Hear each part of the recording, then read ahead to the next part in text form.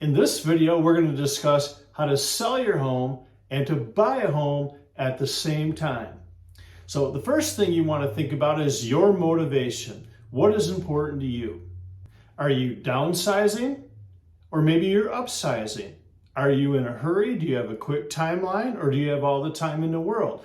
All those things can be very important in deciding what to do when you're selling your home and you want to buy a home at the same time. The first thing you need to do is to consider your financial strength and the type of loan or mortgage that you may or may not need. And as always, an important thing to do is to assess the valuation of your home. And to get an accurate valuation is very important. And the best way to get that valuation is to speak to an experienced realtor. If you try to look for a Zestimate or on Redfin or Realtor.com, or even if you hire an appraisal, none of those are going to be accurate to what your home is going to sell in the current market. They don't know your upgrades, they don't know the neighborhood. There's a lot of different variables to where a realtor, and hey, good realtor here, will be able to tell you what your home will sell for in the current market, realistically. If you need to sell your home in order to buy a home so that you can take that money from the closing of that home, whether it's for a down payment or for cash to buy a home, that's very important to know, because in this current market, it's definitely a strong seller's market. And if you write an offer on a home that you want to buy and it's contingent upon selling your home, those offers are very tough to get accepted right now. There's a lot of multiple offers on homes. And so from a seller's point of view, if they receive an offer that's contingent upon you selling your home, well, they have to risk, will you ever sell your home? When will you sell your home? What if you get a buyer and they fall through? And it can take 6 weeks to close on a home. And so your offer is not very strong, and especially in this market, it's very difficult to write an offer when it's contingent upon the sale of your home. But I'll talk more about that later. There's definitely ways that a good realtor can help you work out that situation. It's also very common. But first, let's discuss options, because again, the idea is you want to make your offer as strong as possible on the home that you want to buy. There are several options on how to sell your home without having to write an offer contingent upon the sale of your home. The first thing I would say is list your home for sale and concentrate on selling your home first. Don't even worry about even looking for homes right now, because again, a lot of homes, they're going to be gone and be sold to offers without a contingency. When you concentrate on selling your home first, what we could do is simply say that your home is for sale, yes, but it's contingent upon seller finding suitable housing. And how that normally works is you would get offers on your home, and then they would say, well, we need a time frame of some sort. I suggest sometimes the seller has up to 45 days to find suitable housing after the closing of their home. That way, you got another 45 days once you have the cash and the mortgage secured and your home is solidly sold. At the end of those 45 days, if you have not found a home, the buyer for your home and you as the seller can simply negotiate to extend the time longer.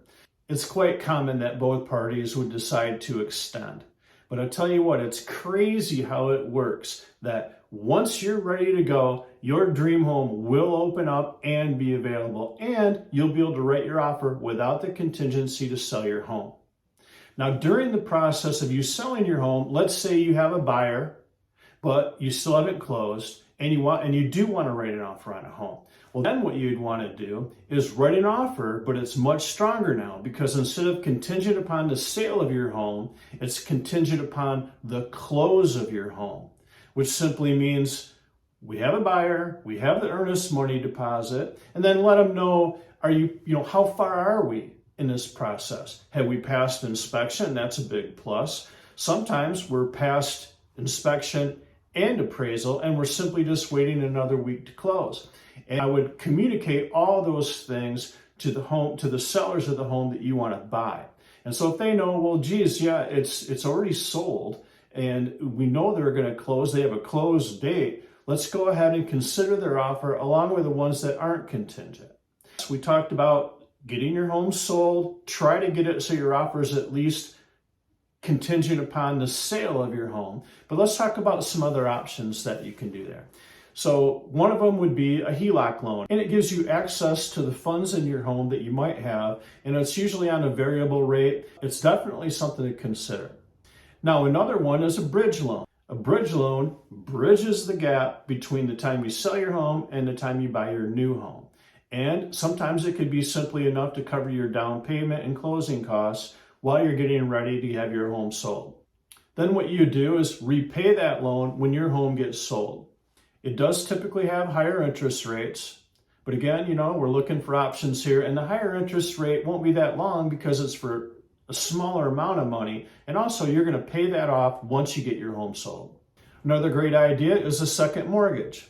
This involves borrowing against the equity in your home. Now, if you have a decent amount of equity in your home and you do a second mortgage, you can obtain a lump sum amount of cash in order to purchase the new home. Now, this does tend to work better if, say, you're downsizing, and so let's say you have $300,000 worth of equity in your home, but you're downsizing to $150,000 home. Well, there you go. You can take that amount of money as a second mortgage, pay cash, and then you can still concentrate on selling your current home. Now, a second mortgage also will have lower interest rate, but your payments start right away. So you'll have payments on your second mortgage and your first mortgage while you're waiting for your home to sell. Also, that means if you're paying cash for the home you want to buy, then you don't have nearly as many closing costs that you do with a traditional mortgage. A HELOC loan offers flexibility, but may have higher interest rates. A bridge loan provides immediate funds, but may come with more costs. A second mortgage gives you the lump sum amount of money up front, but it requires ongoing payments. And again, you'll be making payments on your second mortgage and your first mortgage at the same time, hopefully for a short period of time. The best way to sort all these things out is to know the equity in your home, the value that it would sell for, and those are things that a good realtor can help you with, but also speaking with your financial advisor or your lender. I work with several good lenders, mortgage companies, banks, and financial advisors that I could also suggest. Just let me know by leaving a comment or shoot me a message, and that will go a long way to help you understand which of these options work best for you. So to wrap it up, if you're trying to sell your home and buy a home at the same time, and you need the equity from your current home to either obtain a mortgage or to pay cash, the best way to do it is to list your home for sale and then make it contingent upon you, the seller, finding suitable housing. And coordinating this with your realtor is definitely a doable thing. Now, sometimes I've had multiple closings that had to fall in all in a row. Even when you have the 45-day time to find your home and everything else, sometimes it still all needs to time perfectly. One time I had 3 closings all on the same day and all in order at the title office so that final home can close and everybody closes in the same day. So the last thing to consider is moving day. Moving day, if it's all on the same day, can be very stressful, but it's definitely doable. Hopefully that your realtor can work out people to be flexible, say, hey, I know we closed, but could you please give me a week without paying rent? That's the best idea, or a per day rent. Could you give us a week before we have to move out? So coordinating all those things can come down to the realtor, working with other realtors to get this all worked out for everybody. It's not the perfect situation, but remember, you're trying to thread the needle here. Renting can be a good option because then if you're renting, you can still take all that time to calmly find your dream home, and then you can still, especially if you need to be in another area. If you're moving out of state or another town, at least that way you're where you're at, you're renting. Yes, that's kind of a drag, but you know it's coming to an end and you're in the area where you can look for homes. And so those are quite a few options for you to do when you're trying to sell your home and buy a home at the same time. There's a lot more details that we could discuss, and I'd love to help you. Please comment below with any questions that you have. I'd love to answer them. And then also, if you look in the description, there's contact information where you can get a hold of me to schedule your private one-on-one consultation. I can walk you through the whole thing.